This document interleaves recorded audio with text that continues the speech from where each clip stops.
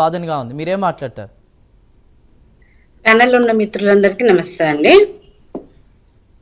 ఇప్పుడు బీజేపీ, కాంగ్రెస్ ఇది అది ఏదో ఒక ఏమంటారు దానికోసం ప్రాస కోసం మాట్లాడుతురో దేనికోసం మాట్లాడుతురో అర్థం కాని పరిస్థితి. వాళ్ళు కాంగ్రెస్ వాళ్ళు వచ్చేసేమో బీఆర్ఎస్ బీజేపీ ఒకటి అంటారు, టిఆర్ఎస్ వాళ్ళు వచ్చేసేమో కాంగ్రెస్ బీజేపీ ఒకటి అంటారు. వాళ్ళని రక్షించుకోవడం కోసం వాళ్ళ మీద పడ్డ కేసులను తొలగించుకోవడం చేతగాక ఈ ఈ విధంగా మాట్లాడుతున్నారని నాకు అర్థమవుతుంది. ఇప్పుడు నేను వారి స్పీచ్ చూశాను. మరి నా మీద ఏసీబీ కేసు ఉంది, నీ మీద ఏసీబీ కేసు ఉంది, నేను దొంగతనం చేసినా, నువ్వు దొంగతనం చేసినావు, ఇద్దరం బజార్లో కూర్చొని పంచాయతీ పెట్టుకుందాము, ఇద్దరు పెద్ద మనుషులను పిలుచుకొద్దాం, సెటిల్ చేసుకుందాం అనే విధంగా మాట్లాడుతున్నది మనకు అర్థమవుతుంది అక్కడ చూసినాక. ఇది ఏ విధంగా అంటే తను చేసింది కప్పిపుచ్చుకోవడానికి లొటపీస్ కేసు, ఆ కేసు, ఈ కేసు అనుకుంటూ అక్కడ ఏ రూల్స్ వాళ్ళు పాటించకుండా ఈ రోజు గవర్నమెంట్ ఆఫీస్ లో ఒక వర్క్ చేయాలంటే, ఒక చిన్న స్టేషనరీ కొనాలంటే ఒక టెండర్ పిలిచి ఒక ప్రాసెస్ ప్రకారము తీసుకున్న సందర్భం మనం చూస్తున్నాం. మీరు ఏ ఆఫీస్ కొనండి, చిన్న మన ఇంటి పక్క మున్సిపల్ ఆఫీస్ పోయినా కూడా వాళ్ళు స్టేషనరీ కొనాలన్నా, ఒక జీరాక్స్ కట్ట కొనుక్కోవాలన్నా దానికి ఒక టెండర్ ప్రాసెస్ ఉంటుంది, దాని ప్రకారం కొంటారు, వాళ్ళకి బిల్లులు పే చేస్తారు. ఇక్కడ ఏది ఫాలో కాకుండా ట్రైపార్టీ అగ్రిమెంట్ ని బైపార్టీ అగ్రిమెంట్ గా చేసుకుని అగ్రిమెంట్ కాకముందే వాళ్ళకి డబ్బులు ఇచ్చి వాళ్ళకి లబ్ధి చేకూర్చిందని చెప్పేసి అక్కడ తెలిసిపోతా ఉంది. సరే, ఇప్పుడు కోర్టులు కూడా అవి యాక్సెప్ట్ చేశాయి. ఇక్కడ సరే నువ్వు ఏది మనీ ఫ్రాడ్ చేయలేదు, మేము ఇక్కడ ఏడ లబ్ధి చెందలేదు, కోర్టు ఏమంటే బ్యాంకు నుంచి బ్యాంకే పోయినాయి అని చెప్తున్నారు. మీరు అదే ప్రెస్ మీట్ కూడా పెట్టి చెప్పిండ్రు. అక్కడ ప్రైమా ఫేసి కనిపిస్తా ఉంది ఇది లాస్ట్ లబ్ధిదారులు ఎవరని కోర్టు అడుగుతా ఉంది. మీకు ఎంక్వైరీలో ఇప్పుడు తేలిపోతుంది కదా, దానికోసం ఇంత ఆర్భాటం చేయాల్సిన అవసరం లేదు, వచ్చేసి ఇది చేద్దాము అది చేద్దాము, 100 రూపాయల ఖర్చు వద్దు, ప్రజాధనము ఇదని మాట్లాడుతున్నారు. నేను ఒకటి అంటున్నాను సార్, గతంలో మీరు పెట్టిన కేసులను ఎలా పెట్టింది సార్? 10th క్లాస్ ఎగ్జామ్ పెట్టి, హిందీ ఎగ్జామ్ సార్ అది, 10th క్లాస్ ఎగ్జామ్ లో పేపర్లు అన్ని లీక్ అయినాయి, హిందీ ఎగ్జామ్ పేపర్ కూడా లీక్ అయింది.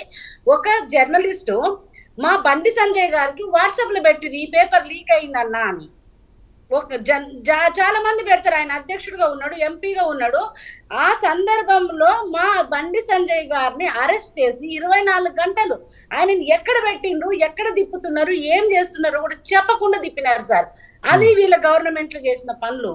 ఎంత నిర్దాక్షిణ్యంగానంటే ఒక ఫామ్ హౌస్ లో వాళ్ళ ఎమ్మెల్యేలను కూర్చోబెట్టి ఒక సినిమా పక్కీలో ఒక సీన్ క్రియేట్ చేసి, ఒక వీడియోలు తీసి, విజువల్స్ తీసి, అక్కడేదో మేము ఎమ్మెల్యేలకు కొనుగోలు చేస్తున్నామని చెప్పి ఒక పెద్ద సినిమా తీసి అది కోర్టులో పంపించిండ్రు, సుప్రీంకోర్టు పంపించిండ్రు. అక్కడ ప్రతి ఒక్కరికి పోలీస్ డిపార్ట్మెంట్ లో స్వయంగా ముఖ్యమంత్రి గారే పంపించారు, మనం చూసినాం ప్రెస్ మీట్ పెట్టి. అది ఇవన్నీ ఇంత దారుణమైన ప్రభుత్వంలో మీరు పనిచేసిండ్రు, మిమ్మల్ని ఫాలో వీలవుతున్నారు. ఇప్పుడు ఇద్దరు వాళ్ళు ఎట్లా అంటే కుమ్ముక్కు రాజకీయాల్లాగా మాట్లాడుకుంటున్నారు. ఎన్నో కేసులు ఉన్నా కూడా ఈ కేసు ముందుకు వచ్చింది, ఈ కేసు ముందుకు వచ్చినాక కూడా దీని మీద ఎంతవరకు ముందుకెళ్తారనేది కూడా తెలియదు.